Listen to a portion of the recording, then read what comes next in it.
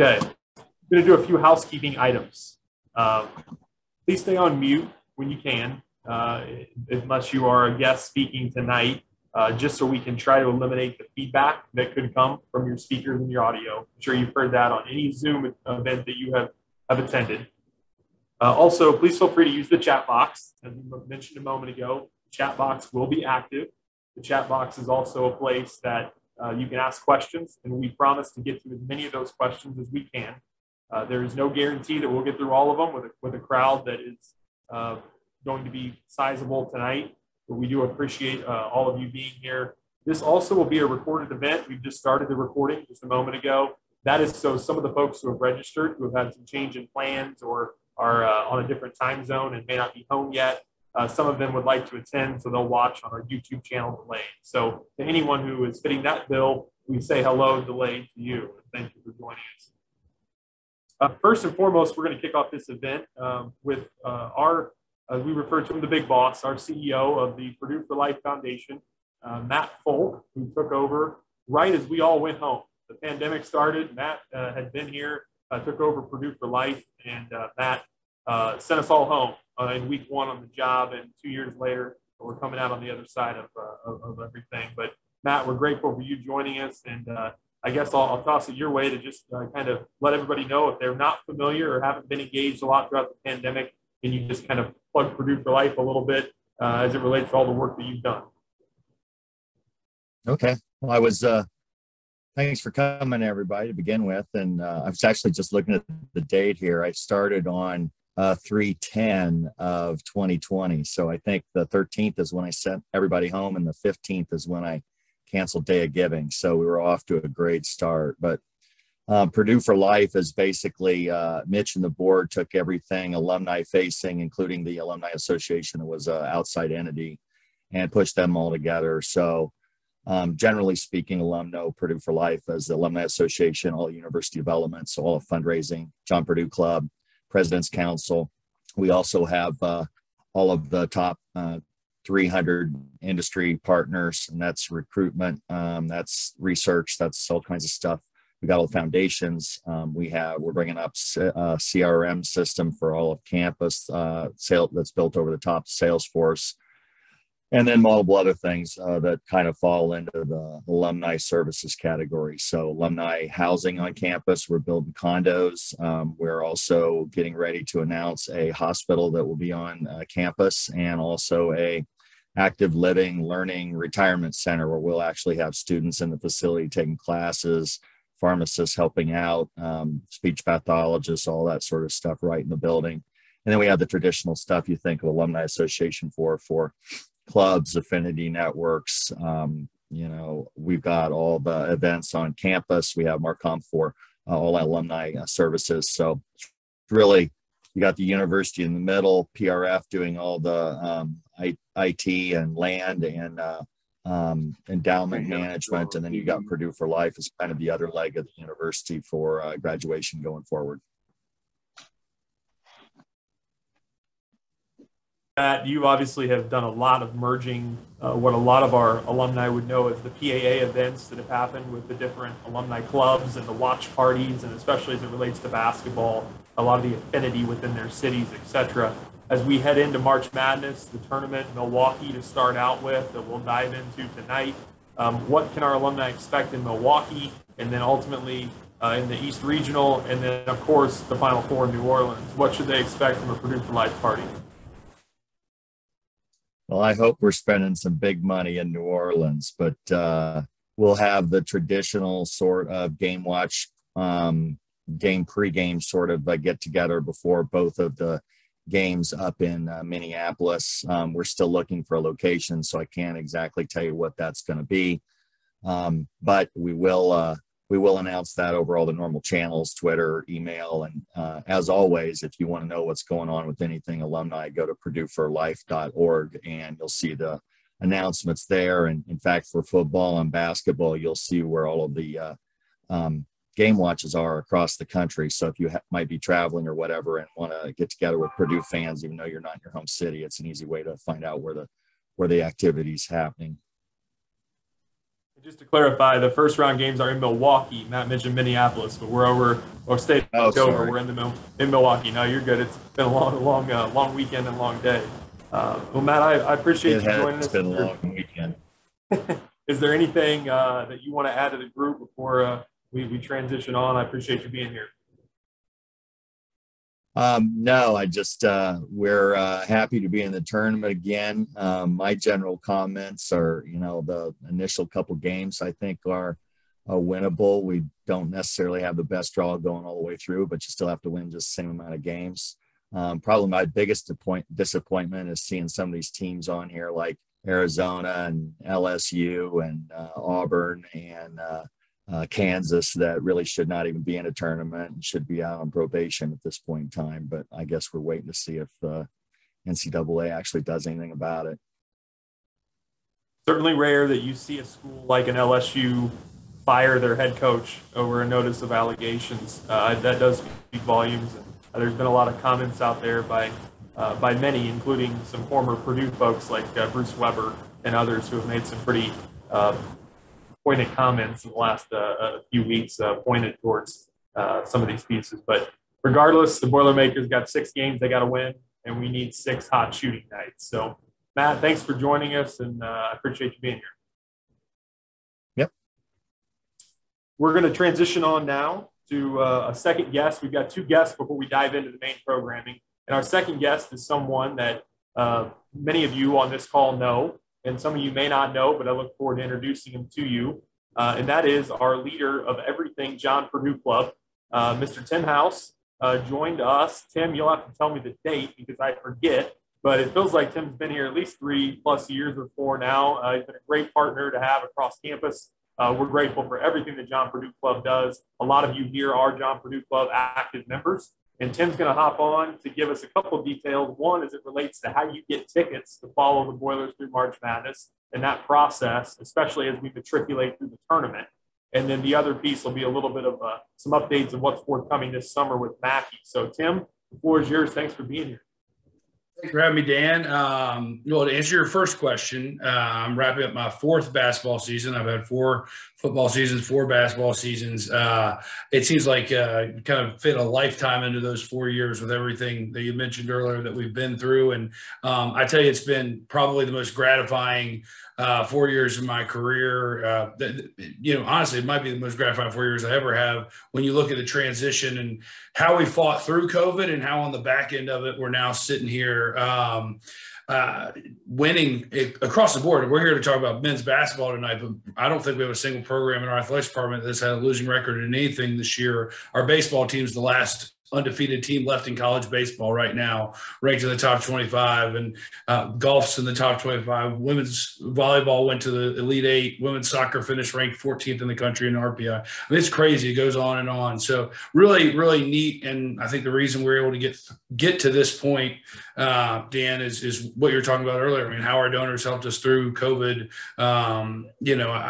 We're self-sustaining as an athletics department, and we simply don't operate without the support of many of the folks on this call, many other alumni. And it was fun for me last week because we actually have our Big Ten development meetings in conjunction with the basketball tournament. And when they went around the room, one of the bullet points of the meeting was, how's your team paying? How is your school handling their loan payments? And I just sat there and I had a big smile and I said, guys, we don't have one. I said, everyone else on this call, everyone else in this room either had they cut sports and or take on $40, $50 million loans. Our friends down in Bloomington took out a $50 million loan.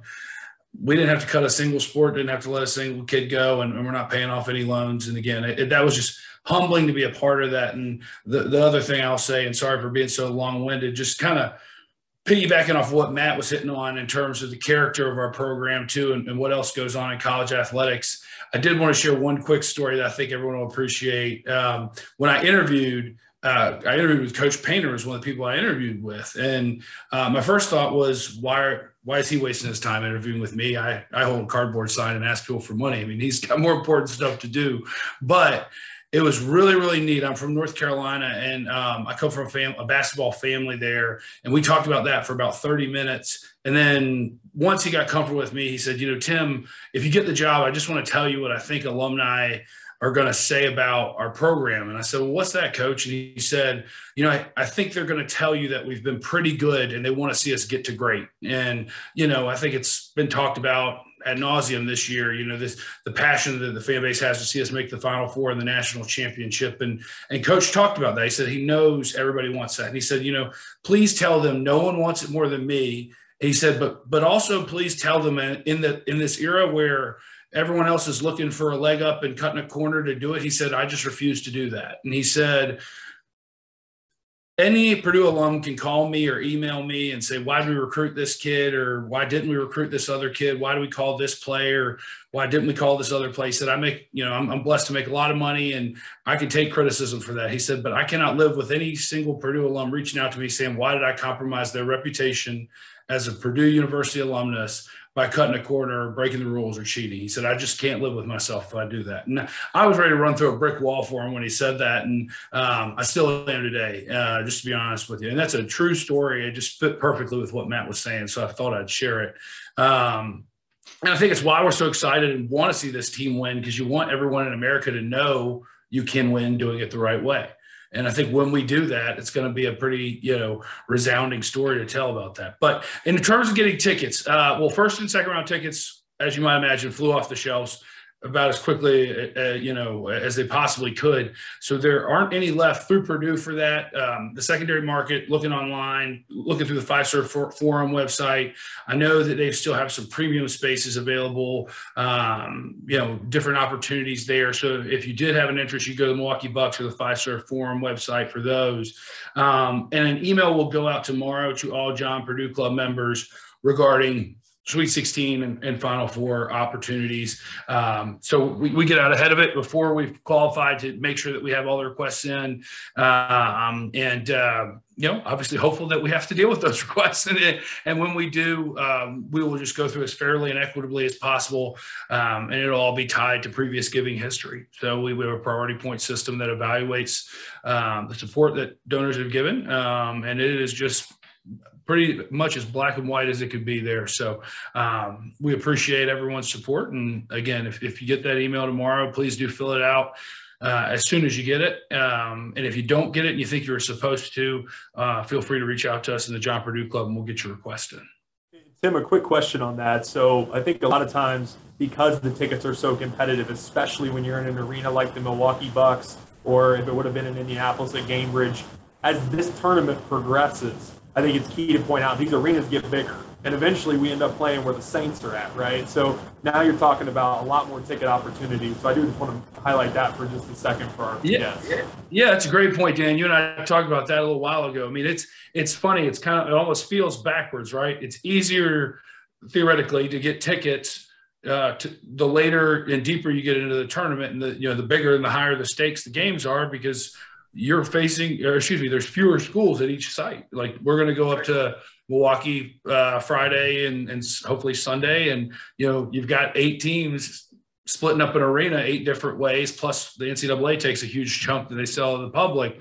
And then obviously next round, you're only going to have 4 teams there. And then obviously the Final Four, you only have 4 teams as well. And to your point, the venue gets bigger once you get to the Final Four as well. So if you don't get tickets for an earlier round, don't be discouraged. I think you won't get tickets further down the line. Your chances are actually increased, but you will need to be a John Purdue Club member because we're always going to get first priority of John Purdue Club members. And with our membership getting as big as it has, and obviously the appetite for athletics being what it's been on Purdue's campus over the past year, it's hard for me to imagine a scenario where we get past John Purdue Club members for tickets. And the last thing, Tim, to plug on is Mckay Arena. We'll have a reseat coming up this summer. A lot of John Purdue Club members have already received that information. But for folks who may not have taken out a John Purdue Club membership before, how can they engage in that process, even if they maybe been on the outside looking in, but they're ready to take that jump? Absolutely. So if you are not already a season ticket holder, it is going to be really hard to get in on that that receipt. We have we sold out the past few years. We sold out 41 straight basketball games at Mckay, and we sold out of our season ticket allotment as well. Now we will have some people who, whether it's because they're moving out of state. Unfortunately, we have folks who pass away, so we have a limited number of seats that will come open in advance of the reseat. I would encourage you to reach out now and get your name on the list to get in with that mix. And similarly to how we do the NCAA tournament seating, I mean, it's going to be pretty straightforward. Those who have given most generously to Purdue athletics and have the most priority points will be first in line, and then you'll have your window that you'll get, and you'll know that you click online at this time, and you basically have your pick of whatever seats are left in the arena at that point. And now the levels of giving in the John Purdue Club, the different membership levels will also determine how many seats someone can get. Now, location will be driven by priority points. Overall lifetime giving level, like current giving year level, will drive the quantity of seats you can get. So everybody can either get 2, 4, 6, or 8. 8 is the absolute maximum that will allow there. And then I want to be clear, because I see one of our members who actually reached out to me on this on the Zoom call, that this is only the bleacher seats. It's not the premium seats. The black and gold seats that you see on there, those are under 3, 5, and 7-year contracts. So obviously you're not going to be able to reseat all those at the same time. So, and we are, though, for those interested in those premium opportunities, adding roughly 70 more premium seats in a renovation this offseason, because we've seen how high the demand is going into this reseat. So pretty excited about that, Dan. Absolutely. And I encourage everybody who is John Purdue Club member to reach out to your bar, your Boilermaker athletic representative if you haven't. Tim, I appreciate you being here. You guys have been great partners with us, and let's go win a national championship. From your lips to God's ears, Dan. Let's do it. I appreciate you having me. Thanks for your partnership as always. We have so many great alumni from the College of Pharmacy. They're John Purdue Club members. So when you asked me to do this, I was happy to jump on. I really appreciate it, man. Absolutely. And as we always say, rest in peace to John Nine, who was probably one of our most diehard basketball members of all time. He was the best. He was the best. It was fun. His family was down in Indy this past weekend. I hope we're all celebrating with them in New Orleans here soon. Tim, thanks for being here. All right. Take care. Thanks, Dan. All right. So thank you all for, listening to Matt and Tim. And I hope there's some nuggets there that you can take away for your personal situation. Just know we've got a lot of resources. You're always welcome to follow up with one of us in pharmacy too, if we can be a conduit to anything you've heard tonight to help you navigate those conversations as well. Outside of that, we're going to turn to our main programming and kick it off with a little bit of a Q&A back and forth, and then we'll dive into some bracket stuff. But our next person coming aboard here is someone who doesn't need a lot of introducing to you all. Rayfeld Davis, who joined our team back in December. Rayfeld is the director of development on our staff. He helped round out our staff after the transitions we've had throughout the pandemic. Rayfeld also, some of you did nighttime work as a pharmacist. Rayfeld does. He does nights as a BTN analyst, which is an interesting combination, and there's been a lot of effort on his behalf. So Rayfeld, welcome, and I'll give you a chance to introduce yourself to some pharmacy family members who may not have met you personally yet. My name is Rayfeld Davis. I'm from Fort Wayne, Indiana, went to Southside High School, and went to Purdue, played basketball for 4 years, and worked with Eli Lilly after in Atlanta. And then now I'm with the Big Ten Network, as Dan said, and I've been with the pharmacy school for a couple months now. Rayfeld was, as most of you know, the 2016 Big Ten Defensive Men's Basketball Player of the Year. And then on the pharmacy front, he also has done Purdue very well in terms of the Eli Lilly work he did down in the Atlanta region after he got done with Purdue. Moving down there, was a two-time diabetes unit sales meeting MVP, two-time winner, was one of just a rock star from the Eli Lilly front. And we're glad to have him back on campus. And he's been pulling a pretty wicked double duty between the Purdue work and the BTN work. And I think you all would agree with me that as his BTN time has gone on, he's gotten to be one of their best they've got at BTN throughout this basketball season. So, Ray, we're glad you're here, and we're going to dive into this. So I'm going to do a screen share, and the way we're going to kind of tackle this tonight, we are not going to fill a full-blown bracket all the way out for you. That's all for you guys to do and to make perfection. But what we will do is Ray's going to walk through specifically Big Ten teams, and we're going to walk through all the matchups the Big Ten group has. I'm going to bring in some stuff on some upsets outside of the Big Ten, some things for you all to watch for, share a few statistical nuggets that you might hopefully will find interesting on some of the seeding and some of the historical upsets that have happened.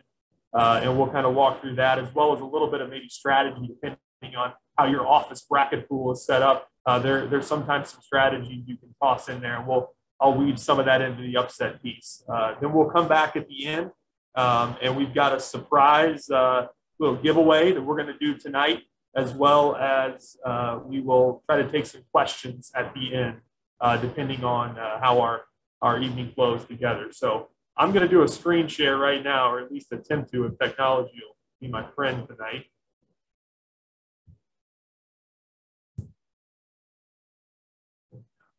I think you all are going to be able to see this now.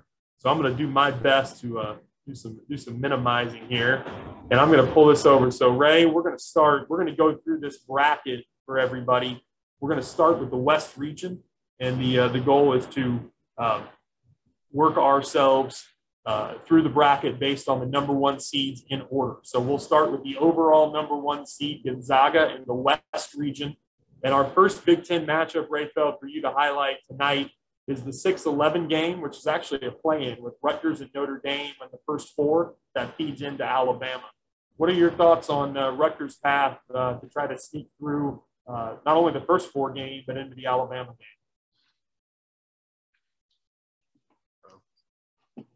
Could you just go to the middle down? Like to the do they have the first four? Like that first bracket? Don't have the first four on this screen. I've got Indiana and Wyoming here in the bottom bracket, but I've got at the top Rutgers and Notre Dame. That's fine. Okay, so for Rutgers, Rutgers. Okay, so for Rutgers, they're playing Notre Dame. Notre Dame has a player, Blake Wesley. He's from Indiana. He's from South Bend, where he grew up with Jaden Ivey. He's their best player, one of the best freshmen in the ACC. He against Illinois, he was able to go for 24, and they gave Illinois a run. But for Rutgers, I think having Caleb McConnell, the defensive player of the year this season, I think that's a good matchup for him. So I think Rutgers gets the first one, just because Rutgers is kind of in the rhythm. Iowa just blew past everyone, so that's really not a good kind of comparison. But Rutgers is in the rhythm. I think they're playing well. I think they beat Notre Dame. But then I also think they could beat Alabama. I think they beat Alabama. I think, again, they're a little bigger. They're just as athletic. And if they're shooting the ball well, their defense always travels. You have one of the better defenses in the country. And when you have a good defense and you don't turn the ball over, give yourself a chance. They just got to make a couple shots. Paul Mckay, he is out of a slump. He went to a bad slump to end the season. He had a good game against Iowa. I think he had around 14 points, 9 assists. I think 6 or 7 rebounds, so he's kind of back in his rhythm. I do think Rutgers loses to Texas Tech in that next game, though. I think Texas Tech beats Rutgers. And then if you go down to Michigan State will be playing Davidson. Just a little nugget there. Davidson has Foster Lawyer, who is Michigan. He was at Michigan State last year, just did not play, so he transferred to Davidson. He's now Davidson's leading scorer, so that'll be just an interesting matchup in itself. Tom Izzo playing against his former player, and his former player is the best player on that team. So to shut him down, that will kind of win them the game. But also, if you look at kind of some things I look at, Michigan State turns the ball over at a very high rate. They struggle with taking care of the basketball, just simply that.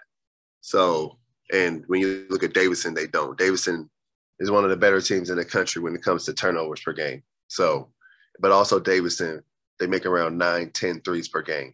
So a team that takes care of the ball and is making all those threes, if you're turning the ball over, if your turnovers are 3-pointers on the other end, it could be a long night for Michigan State. But I do think Marble I forget Marble, Julius Marble, and Marcus Bingham. I think they'll be too big for Davidson. So if Michigan State, it can get into and another nugget about Foster Loyer.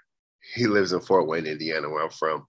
His brother is Fletcher Loyer, who's going to go to Purdue next year. But if you can get into him, making him uncomfortable, and you don't turn the ball over, I think Michigan State runs away with that one. I think they play Duke in the next game. I think a lot of people don't believe in it, but I believe in the conspiracy of Tom Izzo, Coach K, farewell tour. But I think Duke beats Michigan State, honestly. I mean, just Coach, I think they're amped up to play for Coach K. Last go at it. I think that's Tom Izzo hasn't done that well against Coach K. I think he's 3-12, but he's won 2 out of the last 3. But I think Coach K gets that one. And then you can scroll down some or go to the next region. Yeah, I'm gonna try to end with Purdue's region. So I'm gonna go around in order of the number 1 seed. With this one, you got Illinois here. Yeah, Illinois. I think Illinois. Chattanooga's a good team, but I think Illinois is just too big for Chattanooga. Chattanooga is the 138th team in the country when it comes to rebounding per game. And Illinois was the best rebounding team in the Big Ten. I mean, Chattanooga's starting center they don't play a traditional big man, so they start a forward at the center position. He's around 6'7", and he just never seen anything like Kofi Cockburn. Like, it's not. I mean, some things you just can't prepare for.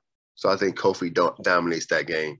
Rather, if they're making shots or not, I just think Kofi dominates. Chattanooga does have a really good guard. He's around 6'5", 6'6", and Illinois has small guards, and they struggle with bigger guards. So that could be a matchup. He averages around 20 a game. But I just think Illinois is too big, too strong for that one. I think Illinois will play Houston. Houston's extremely athletic, but I think if Jacob Grandison is a big key. I don't know. He didn't play in the Big Ten tournament. I didn't hear anything about it, but I think it was a shoulder. If he's back, I think they can beat Houston. Coleman Hawkins is playing extremely well. I think Illinois beats Houston, but then Arizona, Illinois have already played this season. Arizona won. It's a bad call. Well, it's not a bad call. It's just a bad rule that happened at the end of the game. But that'd be a good game. But I think Arizona beats Illinois right there. I think that's a Sweet 16. I think Arizona goes on to the Elite 8. And then I got Michigan. I think Michigan beats Colorado State. Hunter Dickinson. I don't know if a lot of people like Hunter Dickinson. And if I'm being completely honest, I think he's a great player. Sometimes he celebrates a little much when he's making shots, and when he's not making shots, he's kind of quiet. So if he comes with a lot of energy, I think Michigan beats Colorado State. I think it depends on him. Devontae Jones has been playing great. They have a freshman, Caleb Houston. He's just a little inconsistent, but that's what freshmen are at this level. But I think Michigan beats Colorado State. I don't think that seeding doesn't matter 11-6, just because Michigan came into the season top 5 in the country. And now they're not playing top 5 in the country basketball, but they're playing better than an 11 seed. Tennessee could have gotten a 2 seed. So Tennessee is a team that ended up playing better towards the end of the season. I think that's a good game. But I think Tennessee is a little too tough for Michigan. I think they can match up with Hunter, and I think their guards are really good. Ohio State is an interesting one to me, just simply because a lot of people will say when you go outside of the Big Ten, teams can't necessarily prepare for you, or teams have never faced anything like that. Loyola's coach is basically Tom Izzo's protege. So he can just call Coach Izzo and just ask for their scout. Like, he's played against Ohio State while he was at Michigan State, so he understands what Coach Holtman wants to do from a X's and O's standpoint. But Ohio State has also been they've been banged up big time. So I think them losing early in the tournament and having the extra day, they play on Friday, not Thursday. So I think that gives Zed Key and Cal Young a little rest to kind of get better, because they need at least one of those guys, because they play the same position. I don't know if people realize that. So you have to combine their averages. So even if they only one average is 8 and one average is 9, that's 17 a game and probably 12 rebounds a game if they're missing. but then they also have 2 NBA players in a sense. But when they're at full strength, I'll say this, if Ohio State gets Zed Key and Kyle Young back healthy, I'll take Ohio State over Loyola and over Villanova, because this is an Ohio State team that beat Duke earlier in the season. I mean, when you have one NBA player on your roster, it always gives you a chance. But when you have 2, like Ohio State does, and Malachi Brannon and EJ Liddell, it gets you over the edge a lot of times. But I think they have to have those 2 guys back. I don't know if they will. I guess we find out against Loyola. If against Loyola they don't have them, I changed my mind, but brackets will already be submitted, so you can't go back and change it if you're taking my advice. But so yeah, I would take that. You can go down, but ultimately, I think they get to. I think they could beat Villanova. I think for Ohio State to win some games, you'll tell against Loyola and how Justin Arns, Cedric Russell, those guys are shooting the basketball. But in this region, you got Iowa. I think Iowa. Honestly, I don't care who Iowa's plays, and that doesn't want to. I don't know if I sound rude or not, but Iowa's just playing so well the last 13 games. They are 12-1 in the last 13 games. In the game they lost, they should have won. They went 1 for like Purdue. Get a lot of Purdue fans don't like the free throw shooting at Purdue, but Iowa went 1 for 6 in the last minute to seal the game. They got fouled on 2 3-pointers against Illinois, and the Murray brothers missed 5 free throws in a row. So no moral victories, but I know they feel they lost that game rather than Illinois won it. So I take Iowa over Richmond. Providence is a really good team. I know at the beginning of the season, Providence scrimmaged Purdue. They beat Purdue in a scrimmage. It was just a scrimmage, but I took something from it. And so Providence won the Big East, but like I said, Iowa is playing extremely well. They don't have to worrying about guarding 2 7-footers against Providence or South Dakota State. And then Iowa, when they out-rebound teams, that's a big stat for the Iowa, they are 21-0. So if they can out-rebound you, they're more than likely going to beat you because it allows them to get in transition. If Keegan Murray is getting a rebound, he's dribbling. If Chris Murray's – like when they put Keegan Murray and Chris Murray in the game, they're one of the fastest teams in the country. I don't know if anyone watched the game against Northwestern, but they were playing horse, like backyard horse, the shot they were taking. I mean, they just ran through everybody. Indiana had them down 16-3. And the way they can put together a comeback is crazy. They have switched up their lineups, putting Jordan Bohannon at the point guard position. All of this, I don't know if all of this sounds boring, but they've switched up their lineup, putting Jordan Bohannon at the point guard position. And that has really opened up their game. With Tony Perkins in the starting lineup, it gives them an extra toughness. The stigma about Iowa is that they don't play defense. But with Tony Perkins in the game and Keegan Murray commits on the defensive end. I think this Iowa team beats Richmond. They beats Providence. South Dakota State's a really good team, though. I've been looking into them. But I think Iowa gets to the Final Four out of this region. I think Iowa wins that entire region. I think they beat Kansas. But you can go down. Yeah, we were just talking about Wisconsin in the 3-14 game. Yeah, we were just talking about this. I think Wisconsin beats Colgate. Wisconsin, I think Colgate's strength will be beating a team like a Michigan State that would turn it over a lot because Colgate is very fundamentally sound. So it's like Colgate's playing another Colgate, but this Colgate is better than Colgate.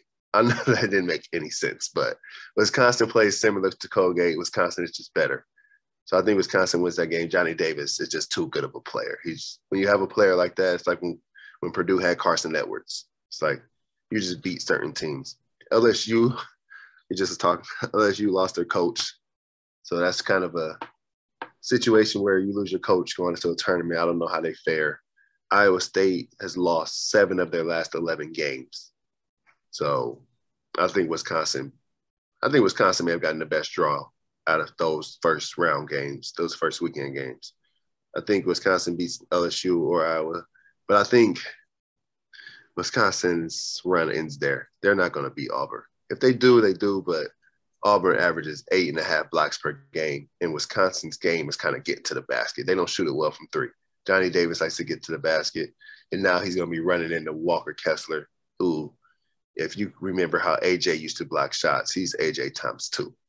He averages 4.5 blocks per game, which is absurd. and then they have another NBA player in Jabari Smith.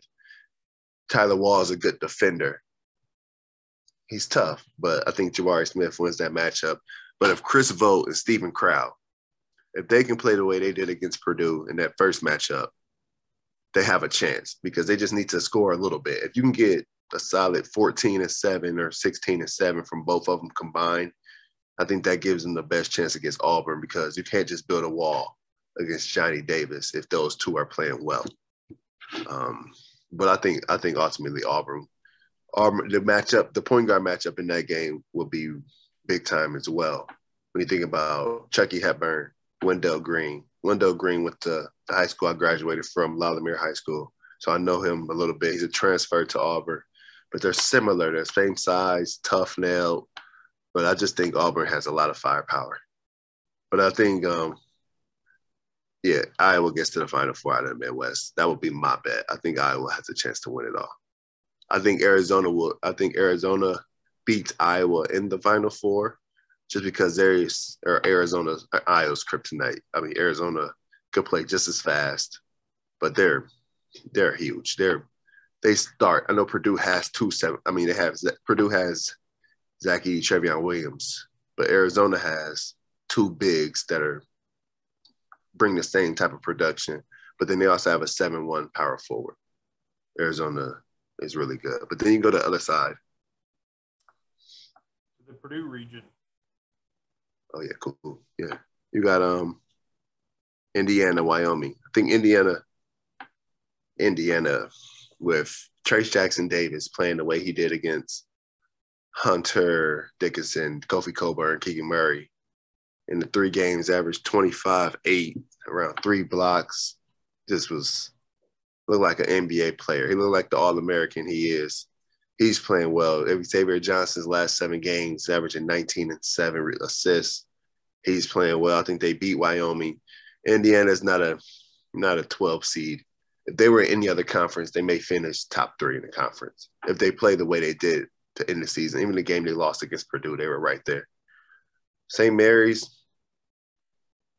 they beat Gonzaga. Just think Indiana's defenses, they shut your water off.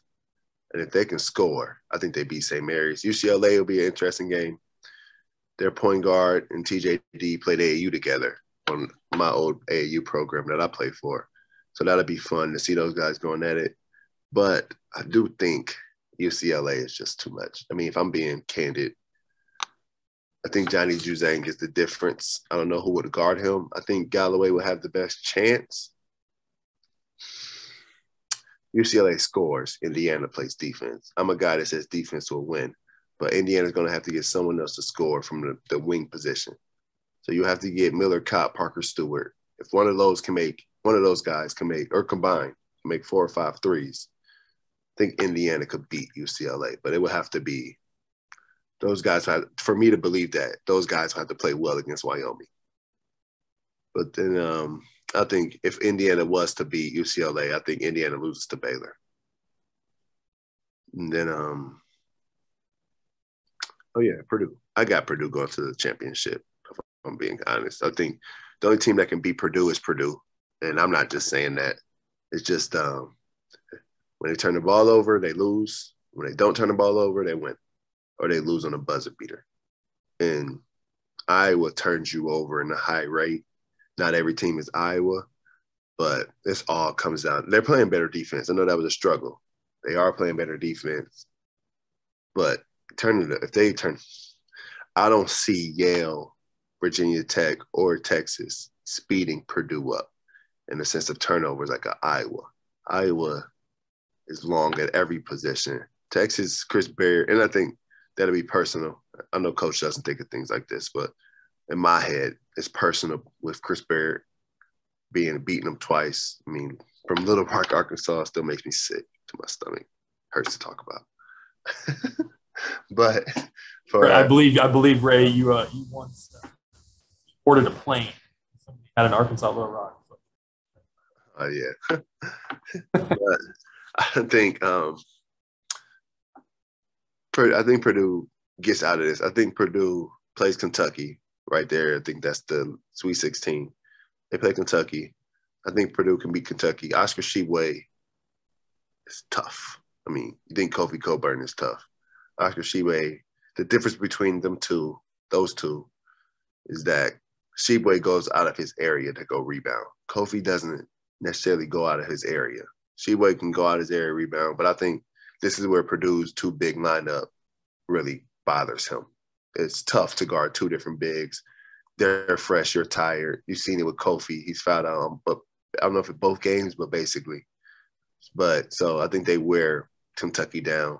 Jaden Ivey, sometimes Purdue struggle is against NBA guards in the past, but they have an NBA guard this year. So I think Jaden Ivey is right there with Xavier Wheeler and Ty Washington. I think Eric Hunter's playing a lot better. His defense will be key against Ty Washington. But I think Purdue definitely gets to the Elite Eight. And then I think Purdue will beat Baylor. I think the difference in that game will be shooting. Baylor doesn't shoot that well from three when you compare them to Purdue. Purdue was the most efficient offense in the country before losing to Iowa. But I think Purdue beats Baylor. I think, again, they're too big. Travion's back in the rhythm. Zach starts the game unbelievably. And I think Sasha gets going, I think Sasha's finger was bothering him against Iowa in the Big Ten tournament in general. I'm not sure. I don't know. But it just looked like him when he was catching the basketball. So I would say, are you picking Baylor over UC? Who is UC?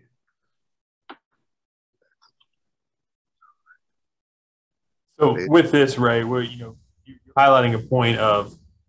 Yes, I'm picking Baylor over UCLA. Yeah, I'm picking Baylor. UCLA's tough. Yeah, UCLA's good. I just think UCLA's good. I think Baylor's tougher, just as in a sense of their defense. UCLA's really good, but I think Baylor will win that. Then I take Purdue beating Baylor to get to the Final Four. And then I take Purdue over Duke. I think Duke will get out of the first region. I think Duke beats I think Gonzaga may not make it this year. I don't know who they lose to, but I think Duke gets there from that region. So my Final Four will go, well, I don't know at this point. I guess I'll save that for my bracket. Yeah. Ray's going to have – he's a bracket that's been evolving over the last 24 hours, and specifically – you're going to see something go in the chat link that I think a lot of you will find interesting, I hope. We are going to run a fun pharmacy family in-house challenge. And Rayfeld and I have got brackets. It's an ESPN bracket challenge. It's pharmacy family. It's a locked group. You all here are invited. You're welcome to share it with your pharmacy connections that couldn't make it tonight, would want to participate. We'll give away, so there'll be a winner-take-all. We'll give away some sort of a pharmacy swag prize package. We've got some ideas. We'll keep it a little elusive because we'll make it fun. We're going to do something kind of cool with it, but you get a free entry in it. There's no cost, of course. It's free and it's fun, but you'll get to compete against Rayfeld and myself, which is obviously much more fun to beat someone twice as knowledgeable as I am on a lot of these teams. But I do want to highlight a few things to that point on upsets. And I want to share a statistic that I think some of you will find interesting. Over the last 40 years, which is a lot of data, right? We're a data-driven college on campus, right? Pharmacy's got a lot of data. Over the last 40 years, 20 times there has been either 2 or 3 in one season, 12 over 5s. So as most of you probably know, the 12 seeds over the 5 is the most common upset, and it happens the most. However, that is interesting that of a 40 years worth of data, you have a 1 out of 2 shot of 2 or 3 12s beating a 5. It's just as likely as no 12s beating 5s or 1 12 beating a 5. Particularly for myself this year, because of the location of this UConn-New Mexico State game, I like UConn to come out of that game just because of the way they've played lately. But because it's a 12-5 in my bracket, I threw a dart at New Mexico State. So even though I actually think UConn can win, I'm just playing the numbers there myself. So you really have a coin flip, because I think you could go either way with that particular 12-5 matchup. For me, I felt like New Mexico State is a shot in the dark. They've been hot lately. UConn does have a geographical advantage there. You cross over to the Arizona region, you got Houston UAB. That's an absolute no-brainer to me. I think Houston rocks UAB. Now, UAB may come out and the Blazers may torch the Nets and prove me wrong. I think Houston's just too much. If you're a big Ken Pom person, and you may hear that reference a lot on broadcast, some of you may check it regularly. Ken Pom was rated #1 on this bracket in terms of the most underrated team in here. Ken Pom loves Houston, and Houston as a 5 seed is drastically underrated. I would have to agree with that. I thought they got a bad draw when this came out. When we go down to the Kansas region, the Iowa-Richmond, simply put, Iowa's in my Final Four. I think Iowa, for most of us who follow the Big Ten our whole lives, Iowa doesn't play a lot of defense typically. And we've seen a shift in that where they are playing defense. They are scoring the basketball like they always do. And when they get hot like they did against Northwestern and they're scoring, 1.5 or 1.6 points per possession, which is, again, analytical, but Iowa can just absolutely fill it up. And they play good enough defense and rebound well enough to get by a lot of teams. I think they give fits throughout this whole region. And nothing will personally make me happier than seeing them give Kansas fits. I've never been a huge Kansas fan. I think Iowa's the perfect matchup. It's a good, proximity matchup, too, with Iowa versus Kansas. But there'll be a little bit of a rivalry going there. But I like Iowa to get by them. And once they do, the big matchup is Auburn. And Rayfeld gave some great insight on Auburn. Auburn will be a load for Wisconsin out of that bottom part. But I really like, again, I'm just going to ride the heater. You want to be hot at the right time, and Iowa is whatever the word beyond piping hot would be, that's what Iowa is right now, and we've all unfortunately had to witness. Coming over to the Purdue region, from a 12-5 standpoint, St. Mary's, Wyoming, Indiana. I actually personally like St. Mary's to come out of that. I do think Indiana beats Wyoming, and as Rayfeld pointed out, Indiana very well could get beyond St. Mary's. The analytics love St. Mary's for whatever it's worth. This is always my head scratcher when we look at the West Coast. You got St. Mary's and Gonzaga, who they just eat up the metrics. But who do they play, right? That's the big question I think a lot of us ask every year is, are they battle tested? Indiana has played they're the best defense metrically in the Big Ten. And so Indiana is going to come in there and lock them up. St. Mary's has got some scorers, though, and when taking down Gonzaga is no small feat, no matter who you are, and they can fill it up. So I do think St. Mary's can avoid that plague of the 5-12. So this is a year where, as you can see, St. Mary's, Iowa, Houston up here at the top, and then we go back to the original region when I told you I think UConn could get this, but I threw a dart at New Mexico State. I actually am going to predict that this particular season is one where there's not an abundance of 12-5 upsets. This is a year where there's either 0 or there's 1. For myself, I threw a dart because I do think New Mexico State's got a shot at UConn. If you don't feel comfortable throwing darts, then I don't think you have any qualms this year of all 4 number 5s moving on, which is kind of an odd year when you think about it. Other upsets that I wanted to highlight tonight, and there's some that if you're a bracketology person, you've heard of plenty about. But right here in the Gonzaga region, this 4-13 matchup, whoever was going to get Vermont probably didn't sleep very well. The Catamounts are a load. They are a top 30 Ken Pom team. They are not they're not your parents' Vermont team, right? I mean, this Vermont group can fill it up. They're going to make a name for themselves in this tournament. I've actually got them all the way winning 2 games into the Sweet 16 with Gonzaga. Gonzaga, of course, getting beyond them. But I do think Vermont can be a second weekend team. And that's been a pretty popular upset pick on many places. If you're going to rely on the analytics, I like Michigan State to get by Davidson. But from the Ken Pom standpoint, the #1 Ken Pom rated first-round upset, the number 3 Ken Pom first-round upset is actually Davidson over Michigan State. It comes down a lot to Michigan State's offense, as Rayfeld pointed out. But with that matchup of Foster Lawyer, if he can get hot, that would be an interesting story to see the former Spartan take down the place he left. But regardless, I've got Michigan State getting through there with Duke. Coming out of my region in the West, I've got Gonzaga. I think Gonzaga analytically, the Ken Pom loves them. They pass most of the eye test. Yes, they've lost some games, but they're just a load overall. I don't think, however, that region shakes out. I think it all comes down to Gonzaga in the end. And I've got them taking down Texas Tech in the Elite Eight. And Texas Tech plays some really good defense. They're the number one adjusted defensive efficiency in the country. So I like Texas Tech to get by Duke. In the Arizona region, Arizona to me, simply put, and I'm going to do a spoiler alert on my bracket, they're my national champion. That's how much I think of Arizona. They pass the eye test. They pass the analytics test. They're just very, very balanced. I actually think they're underrated. To me, they're the number one overall in this entire tournament, and they should be. But Gonzaga gets the love because of what I mentioned about the metrics.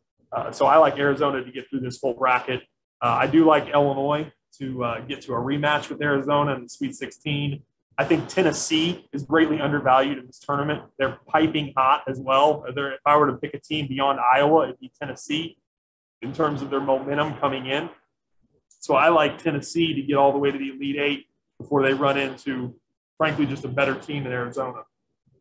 Coming down to the Kansas region, for myself, I like Iowa State over LSU, and that's really just me hedging that LSU is going to be a little fraught from all of the a little bit of a tough stretch here, right? When Will Wade gets fired on notice of allegations. Obviously, we don't know how that affects any current players. There's not anything that's come out to my knowledge about that situation, but I like the chance of Iowa State getting beyond that.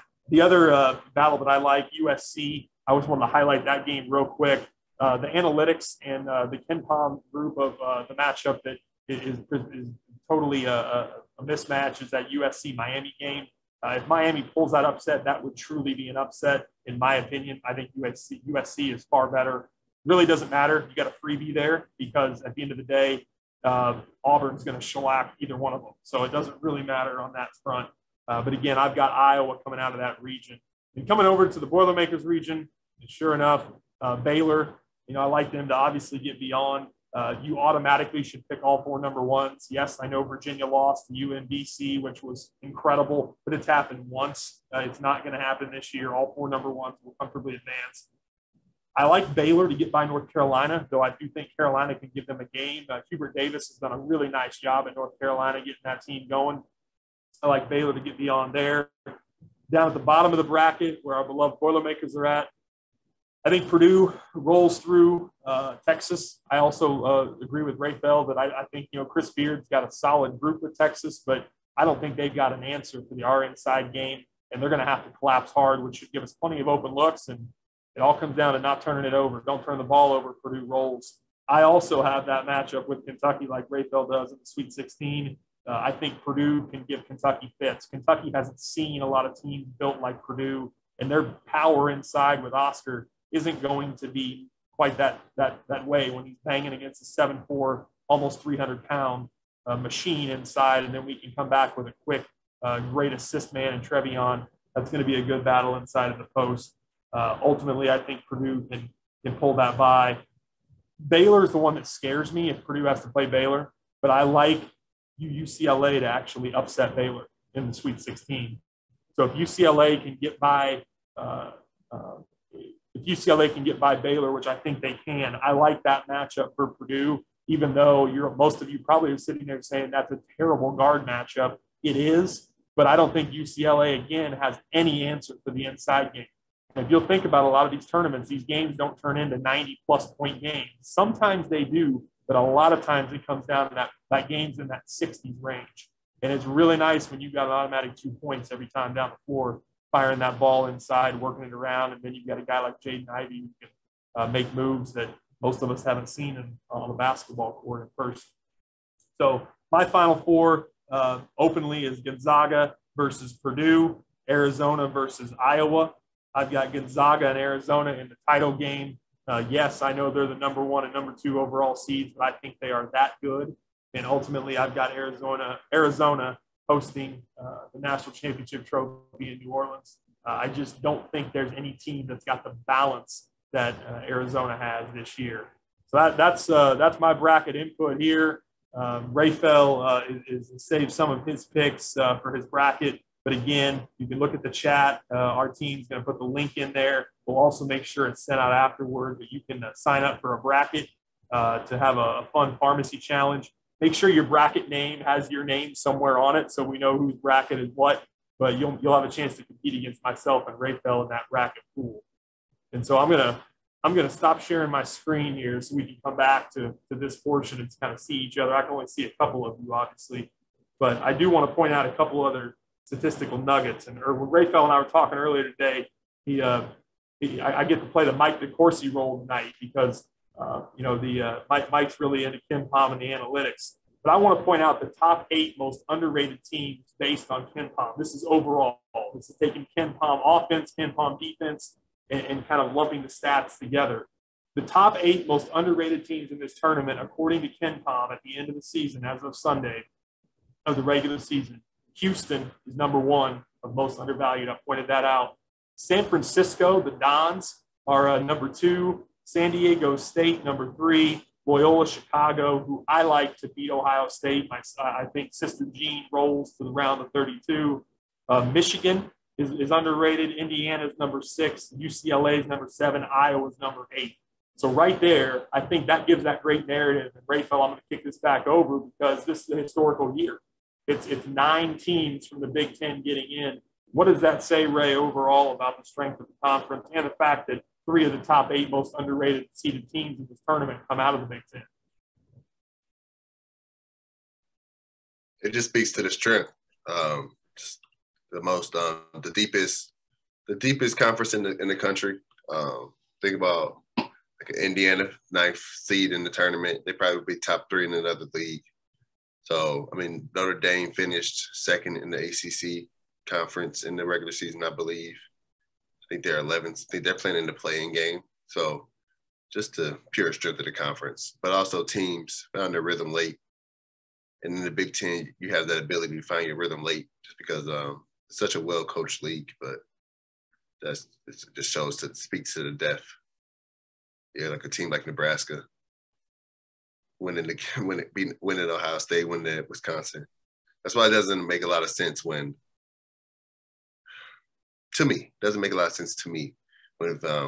people will get upset if Purdue loses to maybe a Penn State.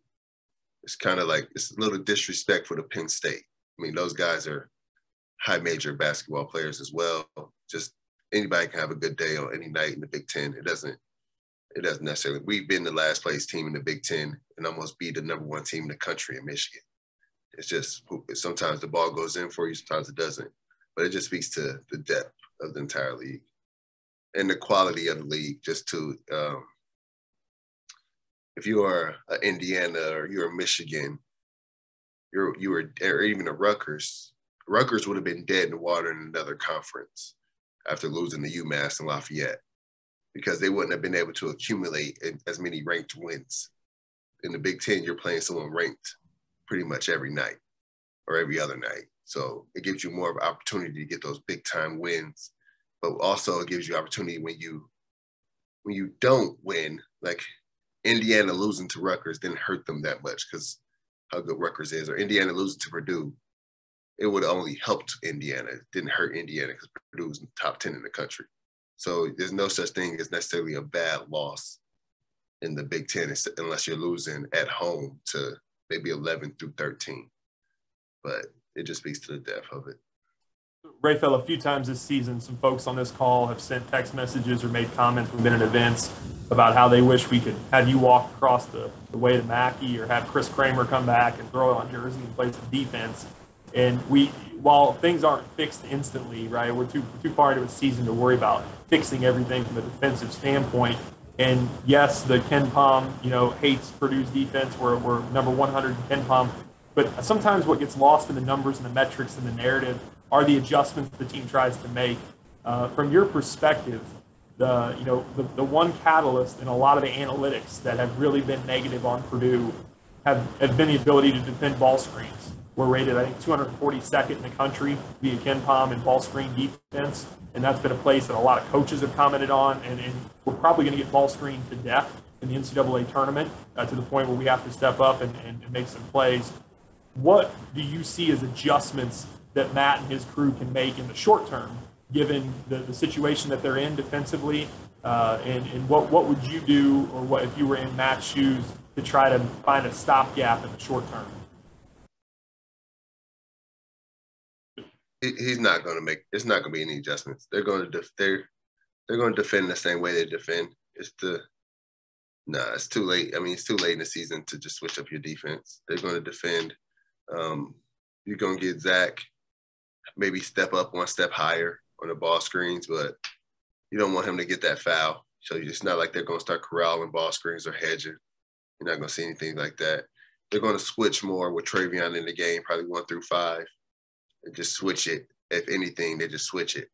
But I don't see them changing that or anything. Their defense isn't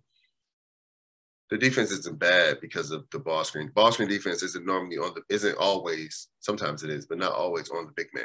Sometimes the guard just isn't in the basketball. You got to get into the basketball. Sometimes they're downing a ball screen and the guard still, and downing a ball screen means you're trying to keep them on one side of the basketball court. You're not trying to let them go off the ball screen. And if the guard gets to go off of the ball screen, that's on the guard on defense, not on the big man. So some of it is on the guards, like Jay Knivey, Sasha Stefanovic, Eric Hunter. Brandon Newman, he plays, Ethan Warren, those guys. They've got to just be locked in and be ahead of plays. Sometimes Purdue can get behind plays and not start in the right position. If you don't start in the right position, it throws everything off. So if they can stay ahead of plays, I think they'll be fine. I think it comes down to just simply just keeping the ball in front of you. Sometimes they struggle with just straight up one-on-one defense, guarding the ball.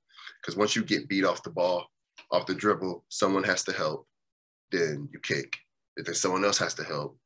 And then once you get everybody helping and rotating, it's just bad for business. And then also, like a Michigan State, Purdue, turnovers. And that's why it's so important for turnovers with Purdue. When you turn the ball over, it puts the other team in transition. And it doesn't allow you to get back and set your defense. Purdue is a team with those two big guys. They want to have a set defense.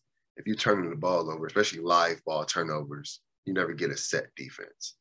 And turnovers just aren't, I guess, turnovers, but like bad shots. Bad shots are turnovers because it allows the team to get in a break. So if you shoot a 35-footer and it ricochets off the backboard, it's going to allow the team to get it and go in transition and run on you.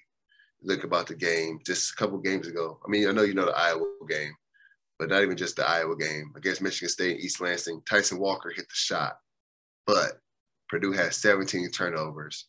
Michigan State had 22 points off of those turnovers. If they don't have points off of turnovers, Michigan State can score in the half court. They struggled. Michigan State had 63 points, I think, in the game, and 19 of those points were in transition in the fast break. So, and those points came off of turnovers. So if you don't turn it over, they might not even score 50. So I think Purdue is I think they make shots, especially if you're not going to make shots. Like you have 17 turnovers against Iowa, you shoot the ball 25% from 3, one's got to give. Like you got to make shots if you're going to turn it over. You can't miss and turn it over. But I think the rebounding would always give them a chance. 15 offensive rebounds against Iowa. That's always going to give them a chance. They're going to be able to dominate the paint every game. Those guys are going to make shots. Jay Knivey's not going to go 1 for 8 from 3 every game. Sasha's not going to struggle every game. Even Brandon struggled that second game. So I think they get it going. They know the moment. Those seniors at Purdue have been to the Elite Eight already. So it's not like they're new to this feeling or new to making a run in the tournament. They were there. They understand what it looks like. I don't think the moment will get too big for them in this time. I think they're in a good spot. I don't think losing to Iowa, that's not a bad sign or anything. Iowa could win it all in a sense, the way they're playing right now. So, and they have Keegan Murray, the best player in the country. So I think Purdue will be fine. In a previous life, and I'm going to wrap with this one, Rayfeld. In a previous life, I have a chance to work alongside John Gross, who used to be a Big Ten conference coach at Illinois. He's now coaching Akron Zips, who are in the tournament. And I wish John and his team the best. But John Gross had a saying that seniors die hard. And I always thought that phrase was pretty pertinent and pretty realistic when you look at these teams around the country with seniors and senior leadership. And that's why it's so important to get old and stay old. I think I'm stealing a football quote there, but it's pretty important to try to be there with that. I do want to wrap up tonight. It's hard to believe it's 9:05 Eastern time. We've been here a little over an hour right at it. We really are committed to trying to keep these virtual events tight as possible. We had a ton of information to cover.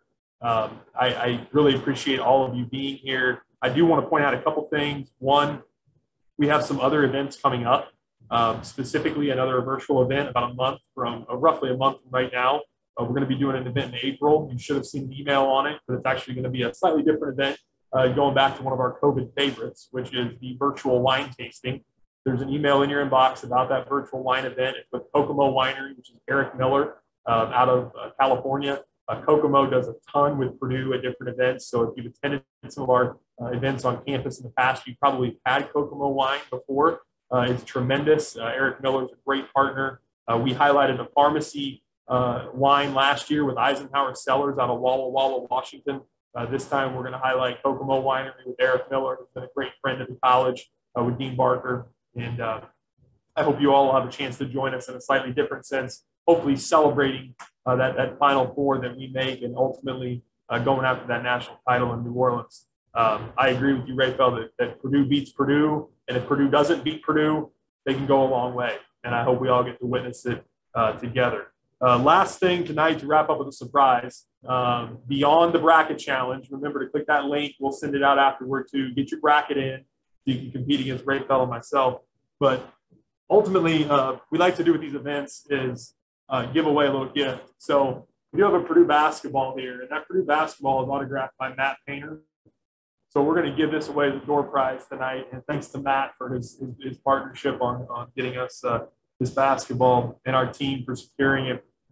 But ultimately, we did a random raffle of all of you when you've been coming in behind the scenes, and we pulled a name, and I just got the winner sent to me. The winner of the Matt Painter basketball is Joey Elias. So Joey, you're on the call here. You will get this sent to you from our team. They'll be in touch. And if you haven't heard from them, if we don't have your updated contact info, make sure to shoot us a note. Please leave your comments in the chat. I'll be sticking on here for a couple minutes. I hope you guys enjoy being here. I hope you enjoyed this event. We love your feedback. Obviously, we want to get better. This is the first time we've attempted anything like this. It made a lot of sense with Rayfeld's tie-ins and the hard work he's been doing with BTN. But hope you guys have a great night. Boiler up, and again, let's go win a national championship. And Ray, thanks for helping to host this tonight. Thanks everybody for coming and listening. I appreciate you guys' time.